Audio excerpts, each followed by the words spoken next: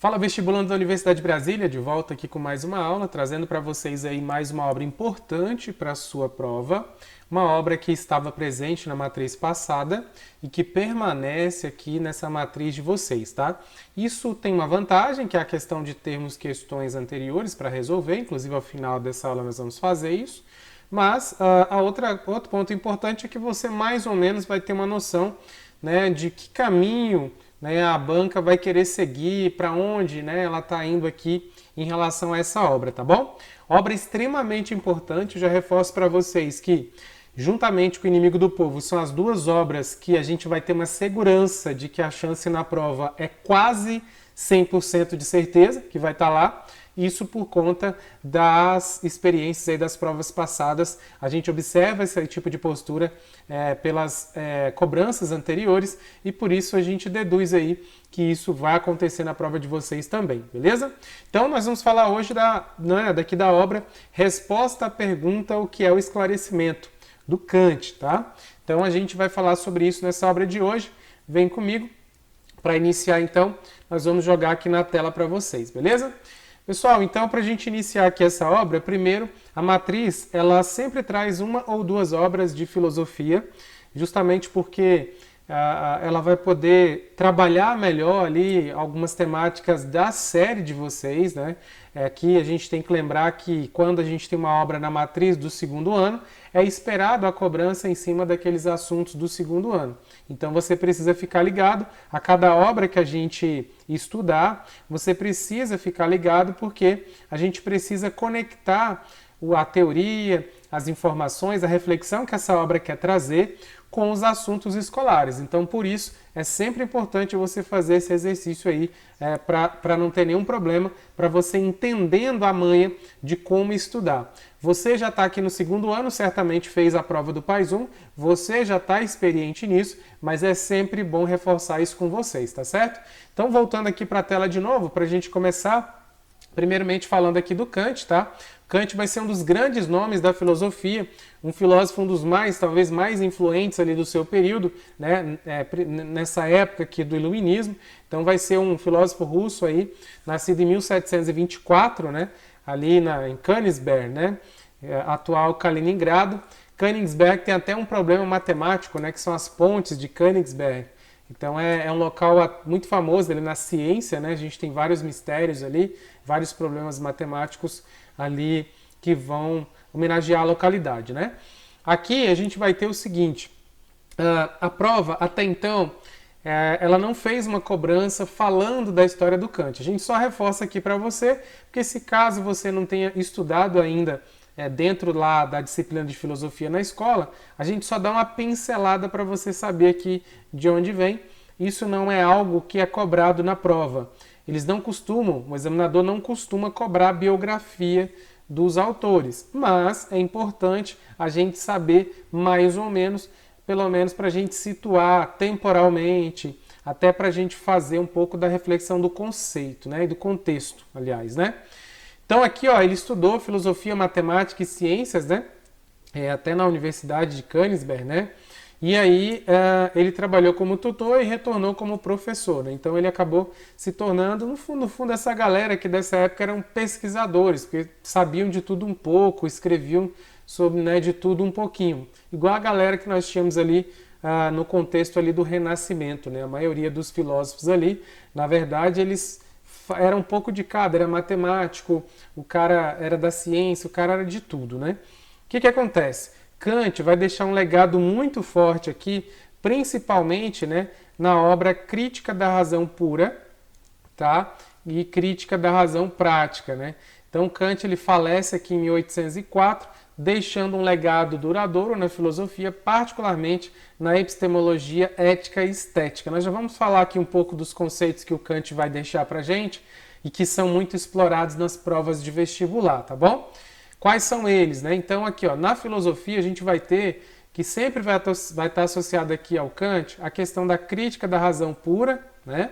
Que ele vai estabelecer aqui os limites entre conhecimento humano e tal. Aqui a gente vai ter o imperativo categórico, e a gente vai ter estética transcendental, transcendentalismo, filosofia política e epistemologia, certo? Que aqui a epistemologia influencia significativamente aqui a teoria do conhecimento, enfatizando a síntese entre o racionalismo e o empirismo, tá? Então aqui, ó, importante, porque isso aqui é abordado aí na série de vocês, ok? Beleza, avançando aqui, é o seguinte, a gente até mesclou questões lá, tá? Lá na parte de questões inéditas, a gente colocou questões ali comentadas para pincelar um pouco dessas teorias também para vocês lá relembrarem ali da filosofia ou então aprenderem ali pelas questões, tá? Nosso objetivo aqui é ficar ligado no que vai interessar dentro da obra, dentro do que o esclarecimento de Kant quer trazer para a gente. Contexto. Contexto é o do Iluminismo, movimento intelectual europeu, né, do século XVIII, que enfatizava a razão e a ciência, ou seja, você justificar as coisas pela ciência, fazendo uso da razão, em contraponto ao que nós tínhamos, né, no período anterior, né, que era tudo muito em cima dos dogmas religiosos, sobre a questão da fé, né? A fé que está justificando esses acontecimentos. Então sempre eu buscava uma explicação por meio dos dogmas religiosos, né? Ou então a monarquia absolutista, né? O que estava sendo colocado ali. Então a gente vai ter um momento aqui, né? Um momento aqui que vai dar um start, que vai influenciar o mundo inteiro, inclusive no Brasil, até a gente vai ter com certeza fortes influências ali logo após os acontecimentos aqui no período europeu, né? Lá onde nasce, né, o iluminismo aqui da Europa, né? E aí o que acontece, galera? Aqui a gente vai ter esse movimento intelectual aí trazendo aqui vários pontos, né, de discussão. A questão do racionalismo, né? Os iluministas defendiam o uso da razão em detrimento da fé para entender e solucionar os problemas da sociedade, né? Crítica ao absolutismo e privilégios, isso muito ali do absolutismo monárquico, né? Eles se opunham ao absolutismo monárquico e aos privilégios da nobreza e do clero. Isso aqui a gente sabe, por exemplo, que vai ser uma das coisas que vai trazer todo o alvoroço ali da Revolução Francesa, né? Isso aqui vai, com certeza, ser um pouco ali daquela lenha que vai aquecer ali aquela fogueira ali chamada Revolução Francesa e, consequentemente, respingar em diversas revoltas mundo afora, ok? Liberalismo econômico, né? Aqui a gente vai ter que, em oposição ao mercantilismo, os iluministas defendiam que o Estado deveria praticar o liberalismo, permitindo que o mercado se regulasse. Então aqui já o impacto na economia, né? A gente vai ter também o progresso e a perfectibilidade humana, né? Eles acreditavam no progresso da ciência, na capacidade de aperfeiçoamento do ser humano. A gente vai perceber, inclusive, que um pouco disso aqui a gente vai ter ali dentro, um pouco não, né? Muito do que a gente está falando aqui, a gente vai ter dentro da argumentação do Kant lá na obra de hoje, né? Do esclarecimento, e a gente vai perceber também no final da aula de hoje que Kant apareceu, essa obra apareceu na redação da prova de 2023, tá? Foi uma das primeiras vezes que nós tivemos uma obra explicitamente sendo cobrada, assim, sendo a principal documento da redação. Então foi a primeira vez do país que a gente vai ter isso tão forte lá, tá? Então isso é um indício, de repente, de mudança ali de pensamento, de abordagem da banca. Pode ser que a banca resolva fazer isso mais vezes. E uma outra coisa também, houve uma ruptura, nós vamos falar isso mais para frente, mas houve uma ruptura também no gênero, né? Nós vamos falar isso lá, no gênero literário, no texto ali solicitado, né? Na tipologia e no gênero. Vamos lá então. O que mais que a gente vai ter aqui? Características ideais, né, do iluminismo, a questão do racionalismo, empirismo, cientificismo, humanismo, secularismo, né? Que é a crença na razão como principal fonte de conhecimento, a gente já falou, empirismo e cientificismo, valorização da experiência e da ciência como meios para entender o mundo, humanismo, foco no valor e na agência do ser humano, e secularismo, separação entre assuntos religiosos e civis. Tá? Então aqui enxugando o que a gente falou lá atrás, a gente consegue entregar esses 4 tópicos aqui para vocês que vão resumir muito aqui do iluminismo, tá bom? Beleza. Aí é o seguinte, galera, a gente vai ter vários autores aqui importantes, né, vários filósofos importantes e suas contribuições. Na escola, na filosofia escolar, vocês provavelmente vão estudar essa galera, né? Mas para efeito de prova mesmo, o nosso foco principal vai ser sempre o Kant, tá? É importante conhecer os outros e vocês terão contato com os outros provavelmente lá, mas a prova sempre cobrou Kant, tá? Dificilmente, nesse período histórico aí desses últimos 10 anos, ela cobrou outro autor assim explicitamente. A gente até pode ter usado um pouco da teoria do pensamento de um ou outro para entender algum ponto, mas ainda assim sempre alinhado ao que o Kant falou. Então Kant vai ser o filósofo principal. Então, independente dos autores que você estudar na filosofia, o Kant vai ser o cara que a gente vai precisar saber mais, certo? De toda aquela galera da filosofia do segundo ano, o foco é no Kant, beleza? Mas a gente vai ter John Locke, Voltaire, Jean-Jacques Rousseau, Montesquieu, todos esses vão contribuir para vários campos do conhecimento humano. Além da filosofia, a gente vai ter o desdobramento ali para vários campos do conhecimento humano, né? Por exemplo, direito, economia, vários outros campos aí do pensamento humano. Mas o Kant vai ser o nosso foco aqui, defendendo o uso da razão e o imperatismo categórico na ética, né? Principalmente ali. Beleza? Então, vamos lá para a gente entender melhor o que essa obra está propondo, o que ela está trazendo aí para a gente, tá? Acho que pelo fato da gente pincelar ali que está no contexto do iluminismo, talvez ali você já mais ou menos deduza do que a gente vai, né, ter aqui de conteúdo dentro dessa obra. Essa imagem aqui a gente também produziu aqui com inteligência artificial para tentar materializar um pouco também né, do que a gente vai falar daqui para frente, tá? Então, a gente vai ter esse documento, resposta à pergunta o que é o esclarecimento, a gente vai ter esse documento sendo elaborado pelo Kant, no momento em que o Kant se depara com uma pergunta num jornal. Era muito comum ali, né, o principal meio de comunicação ali era o jornal, a imprensa e tal. Então você tinha ali muitas vezes algumas provocações, alguns debates, muitos poemas, por exemplo, que a gente estuda aqui no PAS 2, foram publicados em jornais, né, que era muito comum ali, todo mundo aprendia muita coisa por ali, se produzia muita coisa, né? As publicações importantes sempre eram direcionadas ali para os jornais, né? Então aqui, num dado momento, Kant vai ser desafiado, porque ele vai ler lá numa desses jornais, né, uma pergunta, uma provocação, né, do que seria o esclarecimento. Então Kant vai pensar a respeito disso e trazer a sua visão sobre o que seria o esclarecimento na perspectiva dele. E aí ele vai trazer esse documento intitulado Resposta à Pergunta o que é o esclarecimento. Então ele vai trazer e direcionar ali, fazer uma defesa, uma reflexão em cima desse título, né, esclarecimento, principalmente usando os argumentos ali na sua visão dentro do contexto aqui do iluminismo, tá bom? E aí, a prova do PAS, ela sempre trouxe pra gente, não o documento completo original, ela trouxe um ensaio, tá? Uma tradução, a versão traduzida, um ensaio que é uma versão traduzida da versão original do Kant, ok? Então eu só quero abrir esse parênteses aqui. Então é um documento não muito grande, mas que a gente extraiu aqui por meio de esquemas, tudo que você precisa saber para responder as questões, beleza? Acho muito difícil você não conseguir resolver as questões por meio dos esquemas que a gente elaborou aqui para você.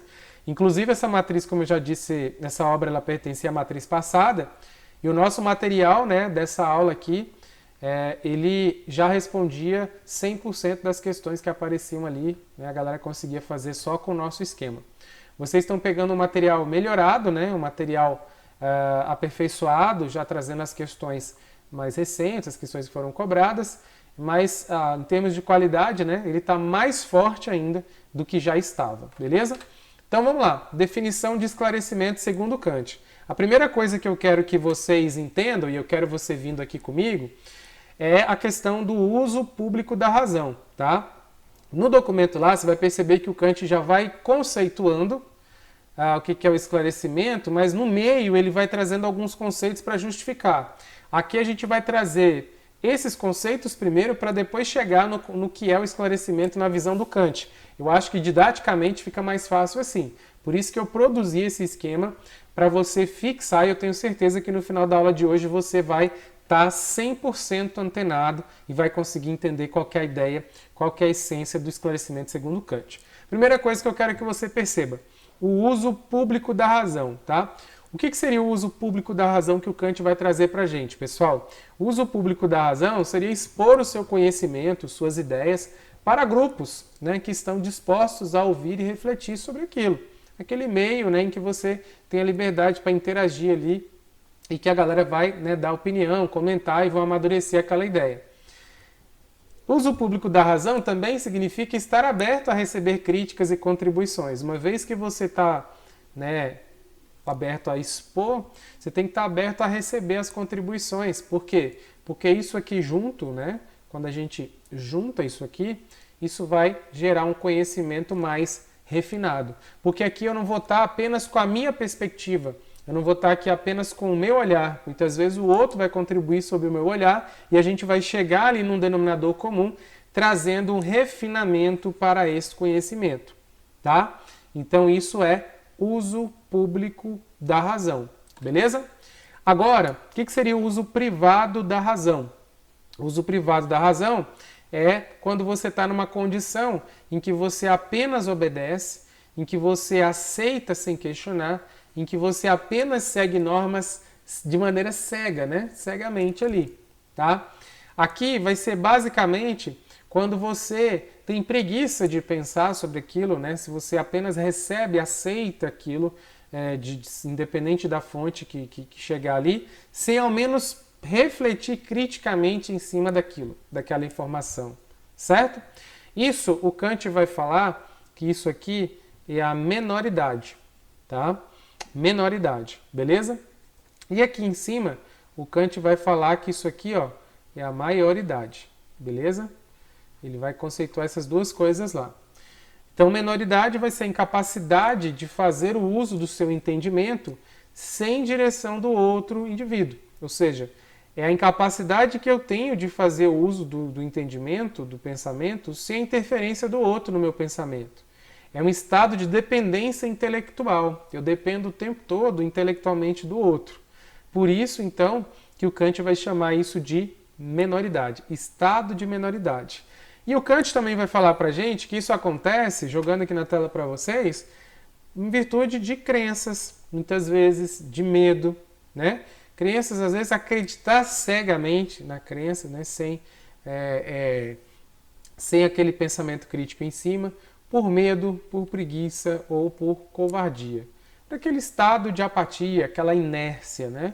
Então, o Kant vai trazer que a culpa do estado de menoridade é do próprio indivíduo, inclusive, tá?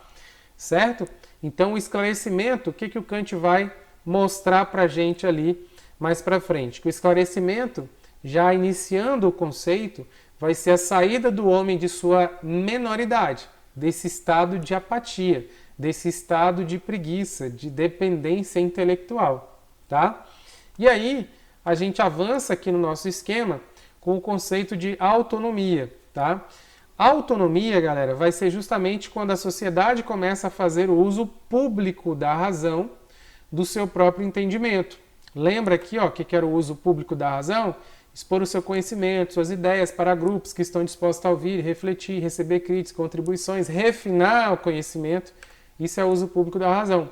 E aí, quando a sociedade começa a fazer o uso público do seu próprio entendimento, né, aqui eu já estou caminhando, né, para maioridade, o que o Kant vai chamar de maioridade. Beleza?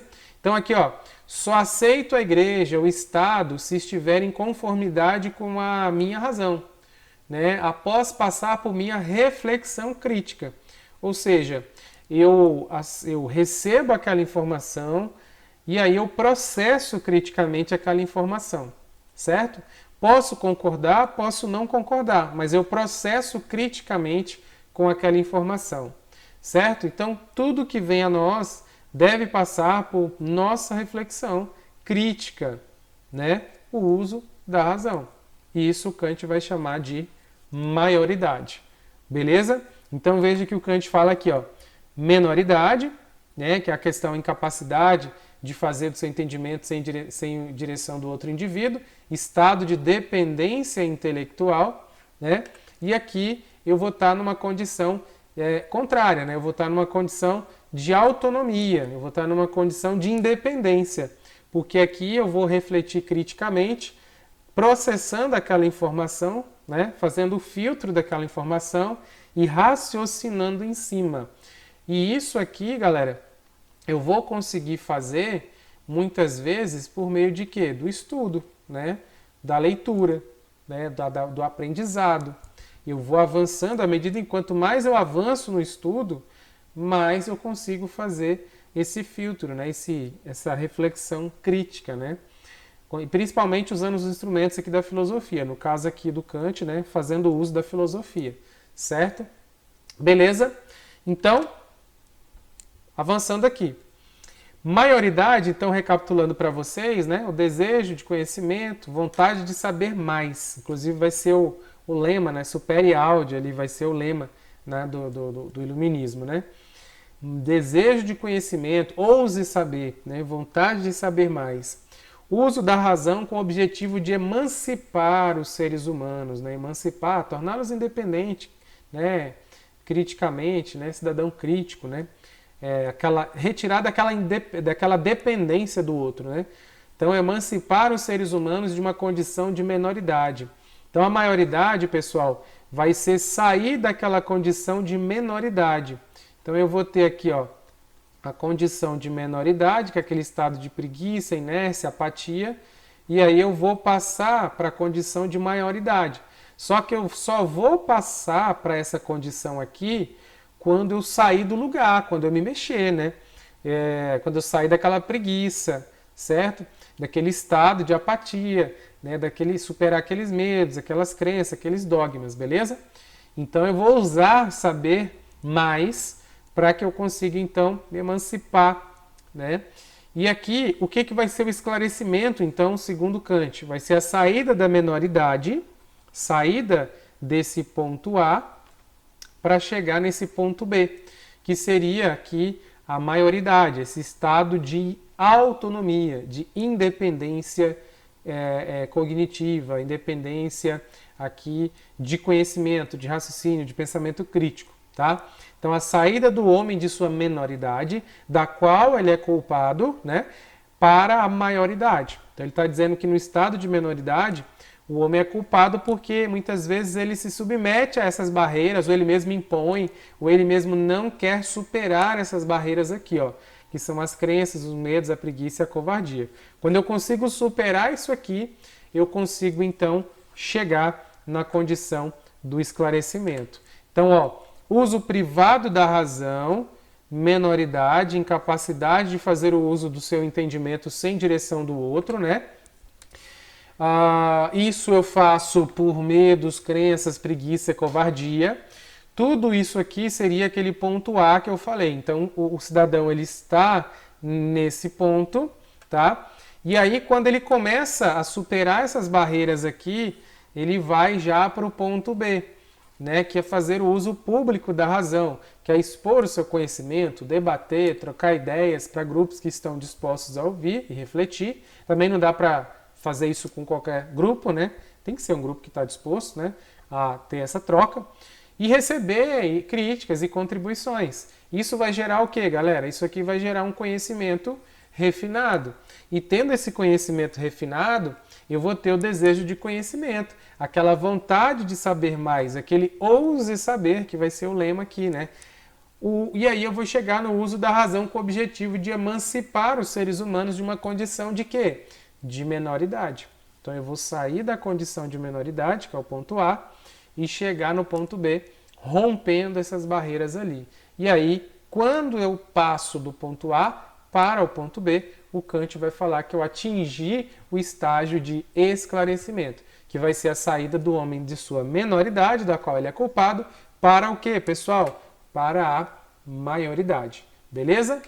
Então, veja que esse esquema aqui já define tudo que você precisa saber ali sobre as principais informações que o Kant quer trazer, né, quer apresentar para a gente nessa resposta aí. Então lembre-se que o jornal colocou lá a pergunta, o que é o esclarecimento? Kant fez uma reflexão em cima, trouxe toda a argumentação, toda a fundamentação para explicar o que é. Então é a saída da menoridade para a maioridade. Mas o que é a maioridade, o que é a menoridade? É isso que os vestibulares costumam cobrar. O Enem já cobrou isso, outros vestibulares já cobraram isso, né? O PAS-UNB já pincelou isso aqui e vai continuar discutindo em cima desses pontos aqui. Tem vários pontos que ainda estão aqui que a prova pode bater, pode martelar ainda e eu tenho certeza que você vai chegar lá muito bem, porque aqui a nossa aula é completa. A nossa aula é para você chegar detonando. Duvido que você vai encontrar um curso do PAS-UNB que tem um nível do nosso material aqui. Beleza?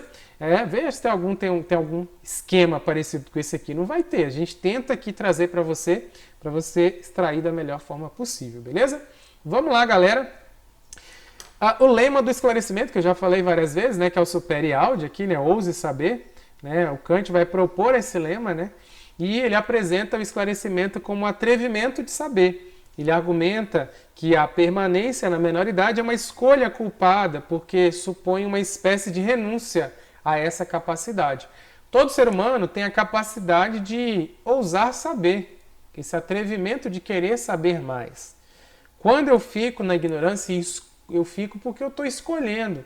Eu estou fazendo uma renúncia do conhecimento e tomo essa decisão e escolho. Eu opto por não querer saber mais, mas eu tenho que ficar ligado que eu vou ter uma consequência, né? Vocês estão na escola, estão estudando, estão buscando o ensino superior, porque vocês estão ousando saber. Esse atrevimento está presente em vocês. À medida em que vocês evoluem na trajetória escolar, vocês estão aqui alinhados ao que o Kant vai falar dentro do esclarecimento. Vocês estão buscando ali o esclarecimento. E as obras que o PAS-UNB coloca aqui para vocês é para fortalecer demais essa questão, então, do ouse saber, porque ela vai trazer muitas reflexões críticas em diversos campos que talvez vocês nunca teriam estudando para um vestibular tradicional, para o Enem. Então só aqui no PAS-UNB é que isso, né, será despertado em vocês, ou que a prova vai desafiá-los ali, né, a ter uma lista de obras e buscar o conhecimento, aprender coisas novas, coisas que muitas vezes vocês nunca iam pincelar na vida aí se não fosse o PAS-UNB. Beleza? Vamos lá, jogando aqui o próximo. O controle social e a menoridade. Esse é um ponto em que a redação até deu uma pincelada e que o examinador pode continuar trabalhando em cima, tá? Kant acredita que o controle social constrói uma estrutura de tutela em torno do indivíduo para supervisionar seu pensamento a respeito das coisas. Ele argumenta que nessa situação de controle naturalizado, um livro pode substituir o entendimento do indivíduo. Um líder espiritual pode deliberar sobre ele. Um método pode determinar a melhor dieta a ser feita, sem que ele precise se preocupar com tais coisas.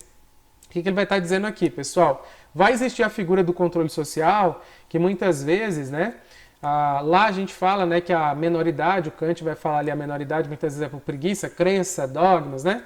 Muitas vezes a pessoa fica alienada, né? A palavra que vai vir ali posteriormente é a questão da alienação, né? Então, muitas vezes você fica cego ali num pensamento que estão te colocando, você não raciocina em cima, e isso pode te aprisionar, né? Pode trazer uma estrutura de tutela em torno desse indivíduo, né? A respeito do pensamento das coisas, né? Então, muitas vezes, quando eu me sujeito a isso e tenho preguiça de raciocinar se aquilo faz sentido ou não, muitas vezes isso pode acontecer. E a gente vai ver isso acontecendo até hoje, mas nós vimos muito isso acontecer no período da pandemia, a questão das fake news, né, que estão por aí até hoje, né? A galera muitas vezes vai lá no Facebook, né, o jardim das fake news, e acaba espalhando, compartilhando no WhatsApp isso aí, sem nem ler, sem nem conferir se aquela informação é correta ou não, né? Isso é um problema da nossa geração e que isso foi colocado na redação. Olha que legal. Vamos lá. O processo de esclarecimento. Então, para Kant, o esclarecimento é um processo ideal de desenvolvimento e amadurecimento da razão, que todo indivíduo é chamado a realizar no mundo. É a partir do exercício filosófico que a humanidade pode abdicar da dependência daqueles que pensam por outrem e atingir a própria maturidade enquanto espécie, ou seja, pensar por si próprio, né? Em resumo, o ensaio de Kant nos desafia a questionar nossa própria menoridade e a buscar esclarecimento através do uso independente do nosso entendimento. Ele nos convida a refletir sobre a relevância do esclarecimento na sociedade contemporânea. Então, assim, é uma obra, pessoal, atemporal. Essa obra aqui é uma obra atemporal, né? O que a prova pode cobrar da gente, né? Como já fez, né? Ela pode cobrar da gente esse diálogo com os acontecimentos do contexto da época, né? Do iluminismo, né? Pode explorar um pouco ali, né? O diálogo dessa obra com o iluminismo. Pode também discutir um pouco sobre alguns filósofos ali do período, né? E tal. Pode puxar aqui David Hume, Descartes também. Principais conceitos apresentados no texto do Kant, a questão da minoridade, maioridade, autonomia, né? Uso público da razão, uso privado da razão. Pode cobrar também a questão do iluminismo, empirismo e racionalismo.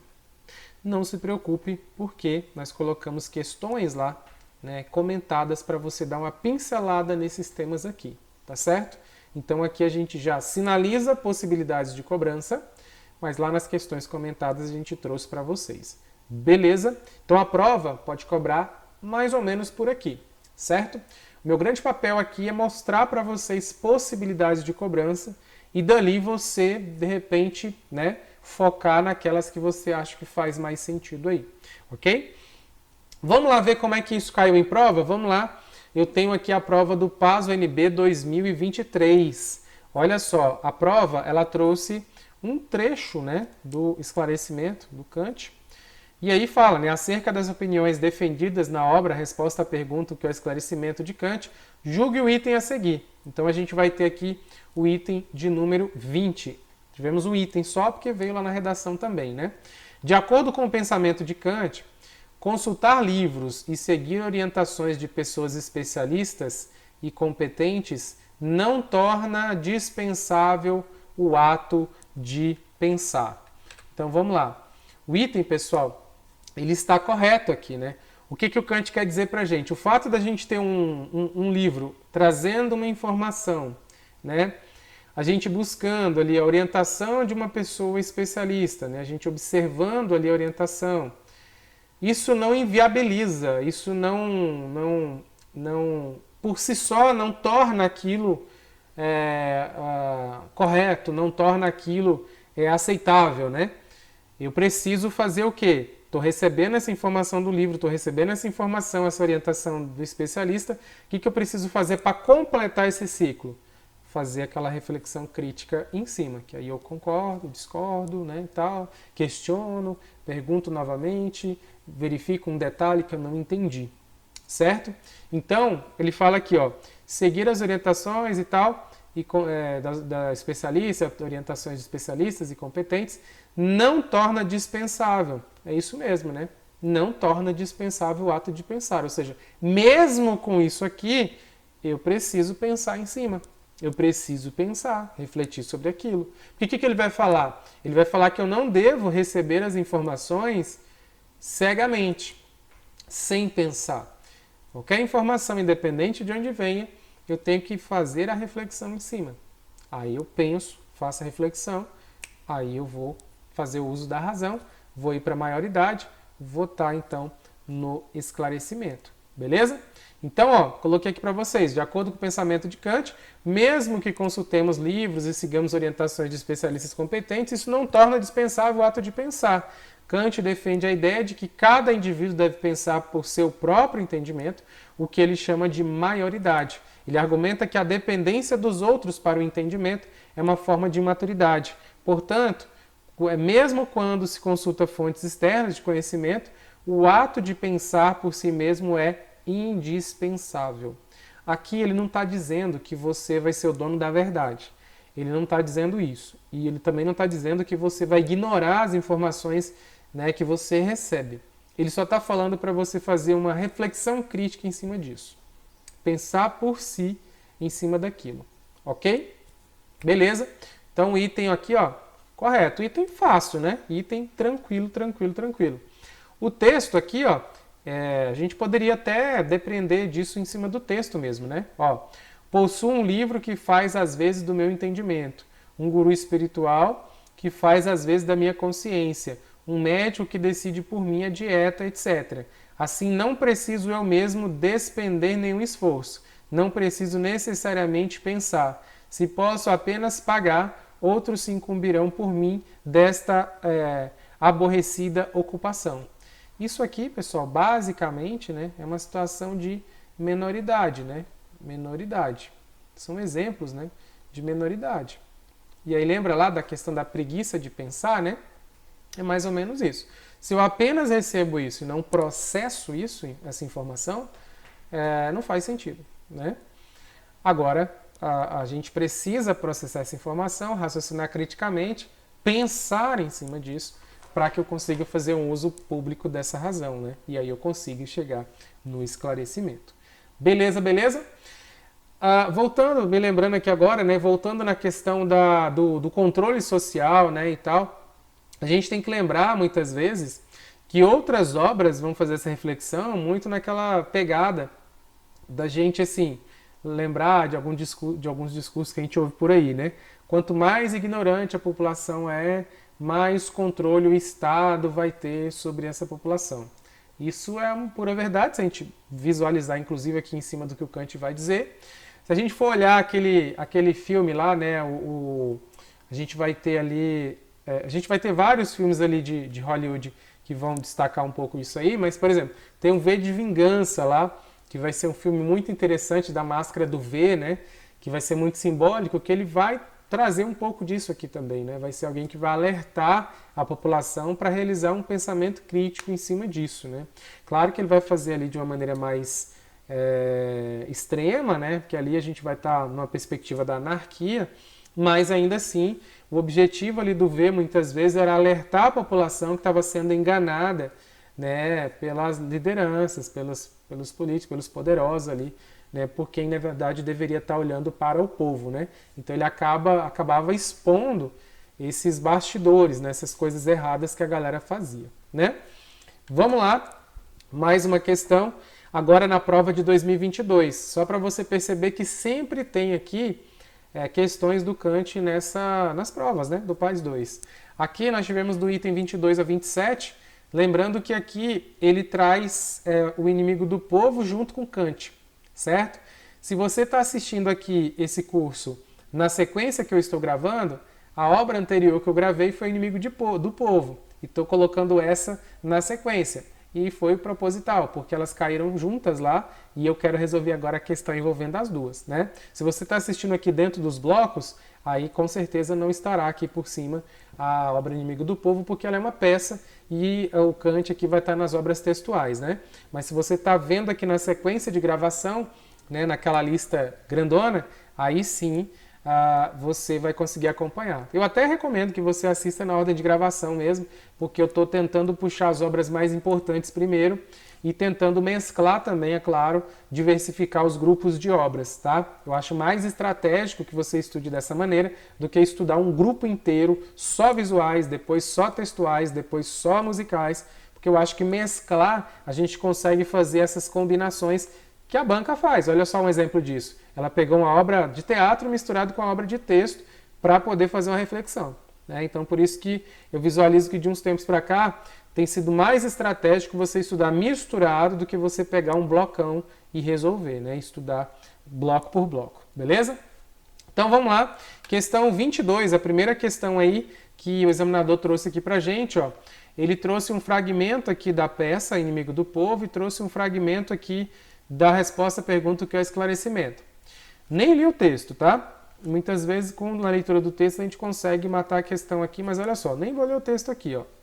A partir dos fragmentos do texto precedente, julgue o item subsequente. Item do tipo A, item de certo e errado, né? Aqui ele fala o item 22. Em ambos os fragmentos do texto, os autores criticam o uso público da razão em defesa do espírito da cidadania, tá? Em ambos os fragmentos do texto, os autores criticam o uso público da razão em defesa do espírito da cidadania. Se a gente for pegar aqui o do Kant primeiro, olha só, porque é o menorzinho, ele fala aqui, ó, esse esclarecimento não exige, vou dar um zoom aqui para vocês acompanharem comigo a leitura, esse esclarecimento não exige, todavia, nada mais do que a liberdade. o mesmo a mais inofensiva e mesmo a mais inofensiva de todas as liberdades, isto é, a de fazer o uso público da razão em todos os domínios. Mas ouço clamar de todas as partes, não racionai. Então, ele está trazendo aqui uma crítica, que ele é criticado, há essa crítica, né, nessa questão do uso da razão ali.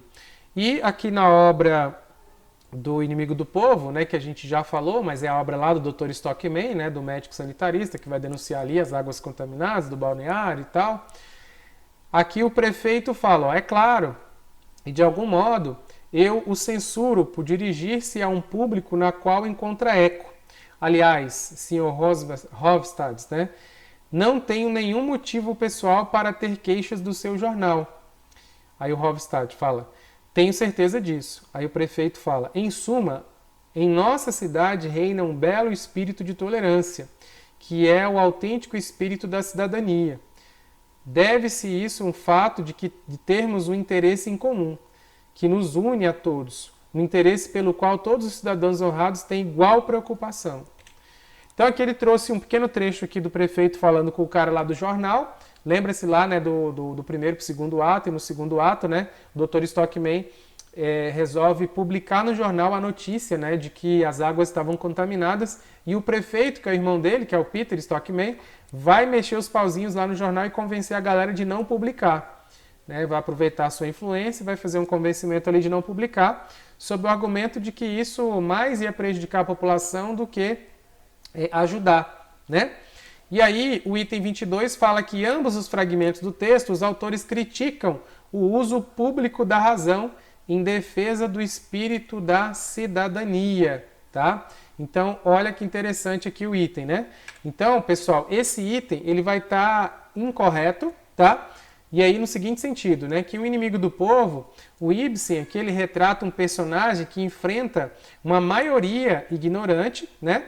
E poderosa, né? Então, se a gente for pensar nas duas obras aqui, a gente vai ter tanto o Kant quanto o Ibsen, né? Os dois autores aqui dos dois textos, na verdade, defendendo o uso da razão, né? E não criticando, né? Eles vão defender o uso da razão, vão defender que a população faça o uso, né, do esclarecimento, que busque o pensamento crítico.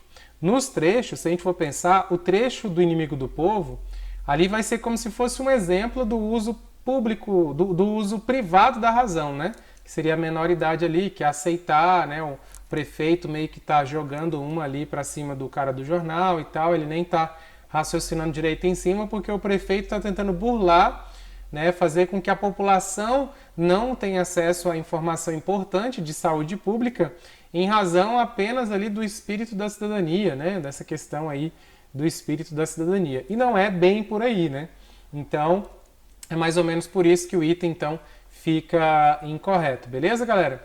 Aí a gente vai ter aqui, ó, o item 23, né? O item 23, ele vai jogar aí pra gente, ó, que na peça Inimigo do Povo, de Ibsen, o prefeito representa a ideia kantiana de maioridade, porque foi eleito pelo povo. Então aqui, ó, a gente vai ter um item também errado, por quê? Ele está dizendo que o prefeito, né, que é o irmão do Dr. Stockman, representa a ideia kantiana de maioridade. Maioridade é a questão do conhecimento, da busca do conhecimento, da autonomia do pensamento. E aí ele está dizendo que pelo fato do prefeito ter sido eleito, ele vai ser um exemplo da ideia de maioridade do Kant. Aqui a banca tentou emplacar essa, porque ficou bonito, né, do jeito que foi colocado, para aquele candidato que não entendeu o que significa maioridade, tá? O fato do prefeito ter sido eleito pelo povo, ter sido um exercício da democracia, não significa que esse processo foi um processo que materializa a ideia kantiana de maioridade. Maioridade não quer dizer democracia, quer dizer pensamento crítico, né? É usar, saber, buscar o pensamento crítico, o uso da razão, certo? Então, por isso aqui, ó, esse item vai estar errado, beleza? Item 24, pessoal, trazendo aqui para vocês o item 24.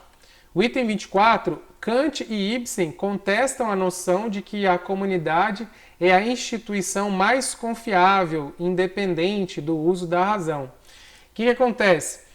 Kant e Ibsen, de fato, eles contestam a noção de que comunidade é a instituição mais confiável, independente do uso da razão, Porque, por exemplo, no caso do inimigo do povo, foi justamente a comunidade que não enxergou, que ficou cega, que não buscou sair da menoridade para entender que aquela água contaminada ia mais prejudicá-los do que ajudá-los, mas ainda assim eles acreditaram, né, e não pensaram em cima disso e rebateram para cima, né, contra o Dr. Stockman lá no inimigo do povo, né? Então, tanto Kant quanto o Ibsen, eles vão trazer essa ideia, né? Eles vão questionar a confiabilidade da comunidade quando não se utiliza a razão, tá? E aí ele coloca que independentemente do uso da razão, né? Ele pode ser confiável, né? A comunidade pode ser uma instituição confiável, mas desde que faça o uso da razão. Independentemente do uso da razão, não. Tem que fazer o uso da razão para ser confiável. Então, esse independentemente, ele deixou muito aberto, né? E ele pega, então, aqueles casos em que eu tenho uma comunidade pensando, trazendo uma reflexão sem o pensamento crítico em cima, né? Apenas impondo uma questão sem eu aqui estar fazendo a minha reflexão crítica, né? Então, diante disso, esse item fica correto, tá? Ele está totalmente alinhado. Os dois autores, então, eles contestam, né, a noção de que comunidade é a instituição mais confiável. Nem sempre é. No caso do Kant, será se houver um pensamento crítico. Eu preciso fazer esse pensamento crítico das ideias dessa comunidade. E no caso do Dr. Stockman, a população lá não fez o pensamento crítico, então lá é a prova viva de que o pensamento crítico lá não ocorreu e que a comunidade não era confiável. Inclusive, ele chega a questionar até mesmo a questão da democracia lá, diante do que acontece com ele. E o item 25, galera, ó, Kant, segundo Kant, né? O item 25 aqui, ó, puxando ele para vocês, segundo Kant, não raciocinar caracteriza a incapacidade, né, de se servir do próprio entendimento sem a tutela de outrem, né? Aqui esse item ele está correto, né? Porque o não raciocinar seria aqui, ó, a menoridade, né? A menoridade, tá? É o não raciocinar. Isso é o quê? É a incapacidade de se servir do próprio entendimento, ou seja, é a incapacidade de pensar, de trabalhar o próprio entendimento, sem a tutela de outra pessoa, ou seja, é a incapacidade que eu tenho de ter um pensamento autônomo, sozinho, sem a interferência do outro, né? Então, Kant aqui, ó, o item está correto, beleza? E aqui o item 26. O item 26 fala que o Ibsen, né, em sua peça O Inimigo do Povo, propõe soluções para problemas públicos universais. Aqui, pessoal, o item está incorreto no seguinte sentido. A gente pode pensar dessa maneira. Ele faz uma crítica aqui à corrupção, né, e à ignorância, mas ele não propõe soluções específicas para problemas públicos universais, tá? Ele faz apenas uma defesa pontual para aquela situação dele. Se a gente for pensar nos dois autores, talvez o Kant, quando fala da questão da maioridade, estaria trazendo uma solução maior para a sociedade, se elas seguissem essa receita de fazer o uso da razão para tentar melhorar problemas universais, do que o Ibsen, tá? Do que o Dr. Stockman. Então, o Ibsen aqui ele não está propondo a solução, ele está discutindo uma questão pontual. Inclusive, as peças do Ibsen são chamadas de peças-problema, né? Ele sempre traz um problema, uma problemática em cada peça dele. Beleza? E o item 27, acredito que seja o último aqui. A peça teatral Inimigo do Povo conta a história de uma família que monopoliza cargos públicos de uma pequena cidade e tenta enganar o povo com mentiras sobre um problema hidráulico com a justificativa de manter estável a economia. Bem, a gente tem várias coisas para analisar, várias informações aqui para a gente analisar. Uma delas é que o Inimigo do Povo conta a história de uma família que monopoliza cargos públicos de uma pequena cidade. Isso aqui eu vou chamar de informação 1. A história ela não vai falar de uma família que monopoliza cargos públicos. O prefeito tinha cargo público, a filha dele era professora e tal, mas isso não foi um monopólio ali. Coincidiu que cada um tinha um trabalho ali, a professora provavelmente concursada ali, e o irmão dele era o prefeito. Mas a história não fala da família que monopoliza cargos públicos, porque você tinha ali o Dr. Stockman, o irmão dele e a filha do Dr. Stockman. Não era a família toda dominando a cidade e tal, até porque eles tinham pensamentos divergentes, né? E aqui, ó, e tenta enganar o povo com mentiras sobre um problema hidráulico. Na verdade, seria melhor assim, problema hídrico, né? Achei hidráulico aqui meio, né? Não gostei não, aqui para mim não tá legal não, tinha que ser problema hídrico, né? E tenta enganar o povo. Quem tenta enganar o povo? Aqui é apenas o prefeito, né? É apenas o prefeito que tenta enganar a população. O Dr. Stockman, muito pelo contrário. A filha dele também, muito pelo contrário. Então, essa família não tenta enganar o povo, né? É apenas o prefeito e a galera dele, né? Com justificativa para manter estável a economia. Beleza, a justificativa era essa mesma, né? Uma das. Beleza? Então, com isso, o item ele fica errado, né? Porque aqui a gente tem inconsistências nessa informação, tá? Mas perceba que a banca que ela está pincelando.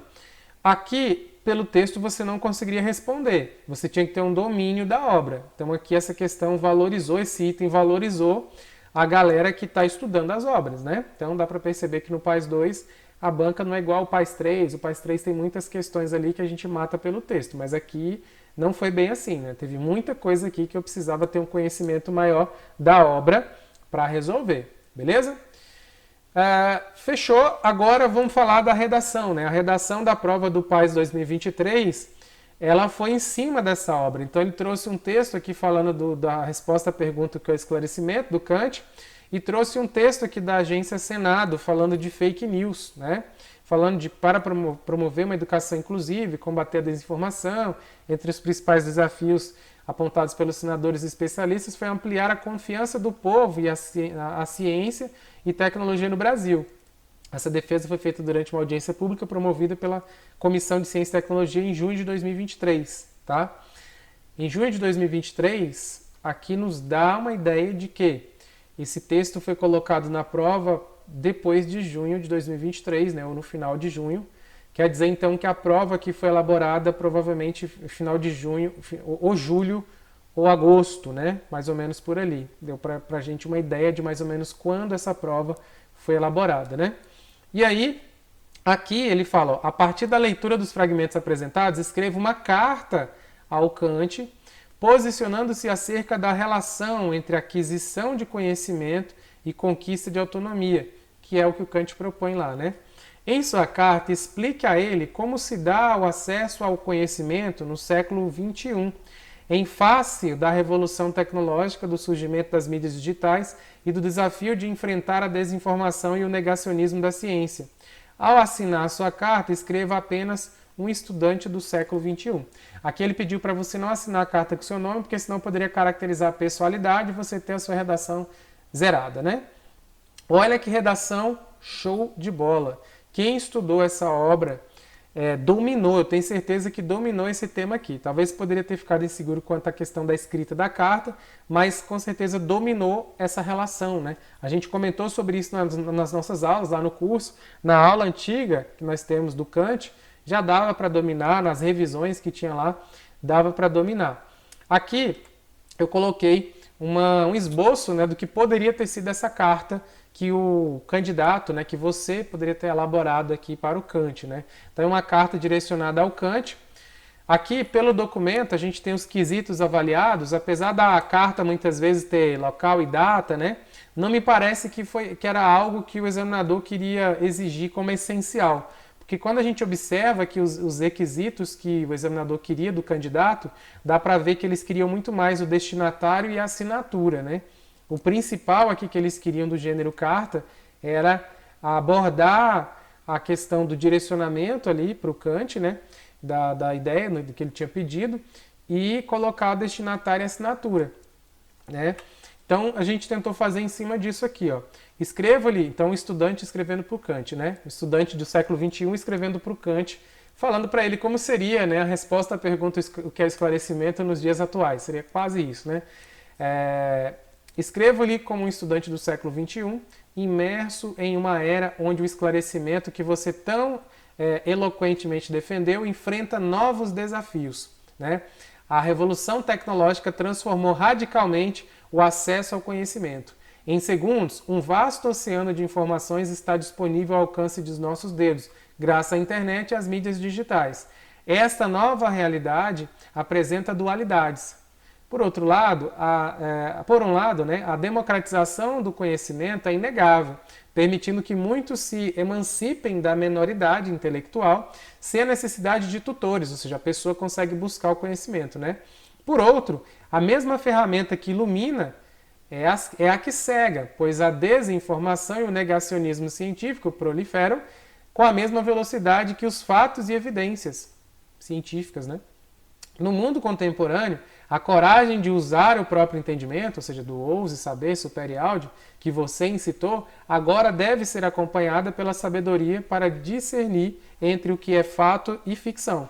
A autonomia intelectual tornou-se não apenas uma questão de acesso, mas também de crítica e verificação ativa. É uma batalha constante contra o mar de conteúdo enganoso, onde a menoridade é frequentemente disfarçada de pseudo-conhecimento, fake news, né?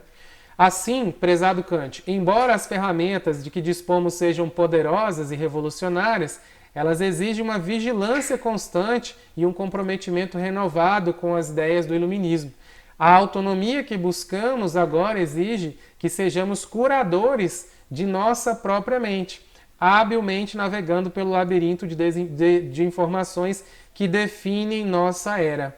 Com consideração, é o fechamento, né? Um estudante do século XXI. Então aqui uma proposta de carta que o examinador, né, que o estudante poderia ter feito dentro dessa redação, né? Então, aqui eles inovaram trazendo a obra totalmente aqui para o contexto da redação e inovaram trazendo aqui a carta. Fazia muitos anos que não tinha carta na redação. Normalmente era um texto, né, dissertativo, expositivo, dissertativo, argumentativo. Mas lá a gente sempre falou na nossa aula de redação, falou, ó, tem carta, né? Já caiu uma vez na vida, é bom saber o básico, se cair tem que ficar esperto. E veio carta, né? Então aqui seria um esboço, né? Talvez para completar lá em cima, local e data, né? Que é uma estrutura padrão das cartas manuscritas de antigamente, né? Também para completar a estrutura, mas pelo que a gente viu lá no roteiro que o examinador tinha, né? Para o corretor, tinha que ter pelo menos ali o destinatário, no caso ali, Caro Kant, o fechamento, o fecho aqui, né, com consideração, atenciosamente, respeitosamente, e um estudante do século XXI, que seria a assinatura aqui.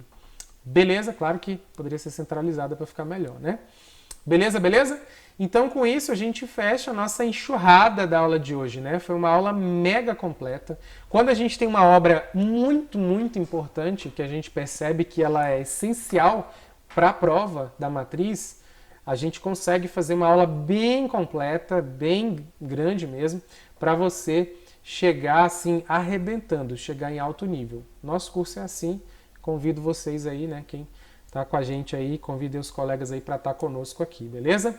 Então, valeu galera, um grande abraço a todos vocês, até a nossa próxima aula aqui no nosso curso aí de análise de obras, beleza? Valeu, valeu, um grande abraço, tchau, tchau para vocês.